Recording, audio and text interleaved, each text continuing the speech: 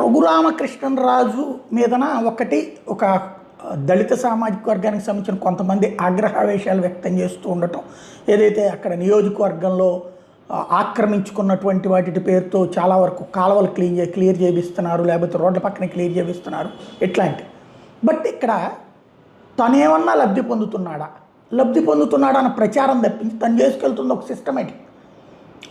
ఒకటి, ఇప్పుడు అక్కడ కాలువలన్నిటినీ మీద ఆక్రమించుకోవడం వల్ల ఈ కాలువల్లో పైన ఆక్రమించుకున్న వాళ్ళందరూ కూడా వాళ్ళ టాయిలెట్స్ అన్నీ ఆ కాలువలోనే వదులుతారు. అట్లాగే ఈవెన్ అక్కడ ఈ చేపల చెరువులో కూడా తీసుకెళ్ళి ఆ కాలువలోనే వదులుతారు. ఆ వాటర్ తాగితే తీవ్ర అనారోగ్యాల పాలవుతుంటారు, అది ఎంత శుభ్రం చేసినా సరే. ఇప్పుడు అధికారులు పనిచేయాలి, వాళ్ళు ఆ జనంతో గొడవలు పెట్టుకుంటే ఒక్కొక్క డిపార్ట్మెంట్కి ఒకటి సంబంధం లేదు.